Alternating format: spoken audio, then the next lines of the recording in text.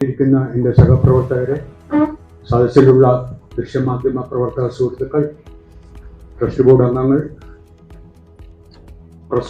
പ്രസിന്റെ ഭാരവാഹികൾ, എല്ലാവർക്കും ആറ്റുകാൽ ഭഗവതി ക്ഷേത്രം ട്രസ്റ്റിൻ്റെ പേരിൽ നമസ്കാരം അറിയിക്കുകയാണ്.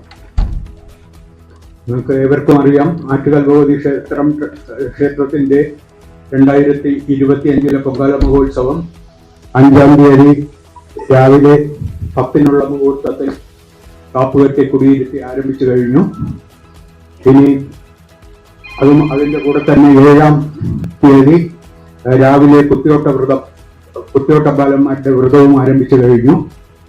ഇനി നമ്മൾ എല്ലാവരും കാത്തിരിക്കുന്നത് 14-ാം തീയതിയുള്ള 13-ാം തീയതി ഉള്ള പൊങ്കാല മഹോത്സവം അടുപ്പുകെട്ട് ചടങ്ങിലേക്കാണ് ഇനി എല്ലാവരുടെയും ശ്രദ്ധ പോകുന്നത്.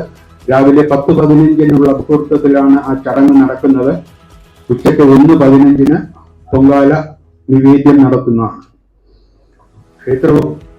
ക്ഷേത്ര ട്രസ്റ്റ് കഴിഞ്ഞ ഒക്ടോബർ മാസം മുതൽ തന്നെ ഇതിന്റെ പ്രവർത്തനങ്ങൾ ട്രസ്റ്റ് ബോർഡ് മെമ്പേഴ്സും പല രീതിയിലുള്ള കമ്മിറ്റികൾ കൂടി പ്രവർത്തനങ്ങൾ നടത്തിക്കൊണ്ടിരിക്കുകയാണ്. അതിന്റെ എല്ലാം ഒരു പൂർണ്ണതയിലേക്ക് ഇപ്പോൾ എത്തിയിട്ടുണ്ട്. ആ വിവരങ്ങൾ സുഹൃത്തുക്കളെ എല്ലാവരെയും അറിയിക്കുക എന്നുള്ളതാണ് നമ്മുടെ ലക്ഷ്യം.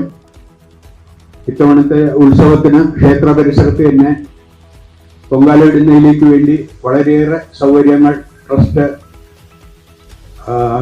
നടത്തിയിട്ടുണ്ട്. കൂടാതെ പാർക്കിംഗ് ഏരിയയ്ക്ക് വേണ്ടി പുതിയ സംവിധാനങ്ങൾ, പാർക്കിംഗ് ഏരിയയ്ക്ക് 3-4 സ്ഥലങ്ങളിൽ പോലീസ് ഡിപ്പാർട്ട്മെന്റിന്റെ കീഴിൽ അറേഞ്ച് ചെയ്തിട്ടുണ്ട്. 5-ാം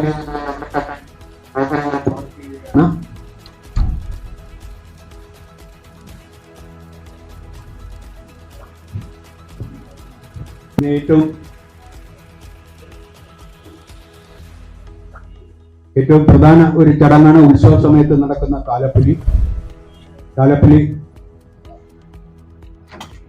മാർച്ച് 13-ാം തീയതി രാവിലെ തന്നെ താലപ്പൊലി ബാലികമാർ ക്ഷേത്ര ദർശനത്തിലേക്ക് വേണ്ടി ഇവിടെ എത്തുന്നുണ്ട്. അതിന്റെ ക്രമീകരണങ്ങളെ പറ്റി എല്ലാം ഇവിടെ വിവരിക്കുന്നതാണ്.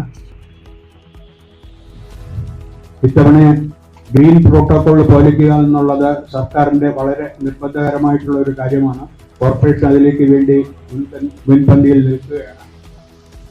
നാം എല്ലാ സ്ഥാപനങ്ങളിലും അന്നദാനം നടത്തുന്ന സ്ഥലങ്ങളിൽ, ഭക്തജനങ്ങൾക്ക് ആഹാരം കൊടുക്കുന്ന സ്ഥലം, വെള്ളം കൊടുക്കുന്ന സ്ഥലം, ഇവിടെയെല്ലാം ഒരു പ്രാവശ്യം ഉപയോഗിക്കുന്ന പേപ്പർ കപ്പ് ഇത്തവണ ഉപയോഗിക്കാൻ പാടില്ല എന്നുള്ള നിർദ്ദേശമാണ് കൊടുത്തിട്ടുള്ളത്. ട്രസ്റ്റിന്റെ അന്നദാനം കൊടുക്കുന്ന സ്ഥലത്തെല്ലാം സ്റ്റീൽ ഗ്ലാസ് ആണ് ഇത്തവണ ഉപയോഗിക്കുന്നത്.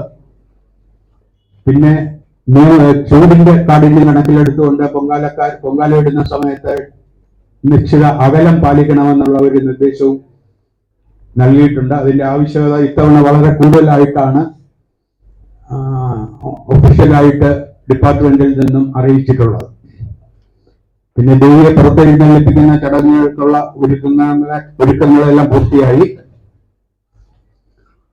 മാർച്ച് 13-ാം തീയതി തന്നെ വൈകുന്നേരം 7:45 കുത്തിയോട്ട ബാലന്മാരുടെ ചൂരൽകുത്ത് നടക്കും.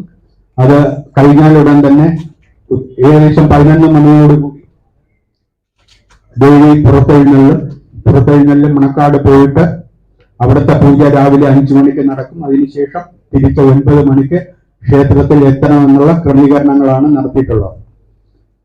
സർക്കാരിന്റെ ഭാഗത്ത് നിന്ന് ആനയുമായിട്ട് ബന്ധപ്പെട്ട നിയമങ്ങളൊക്കെ വന്നിട്ടുണ്ട്.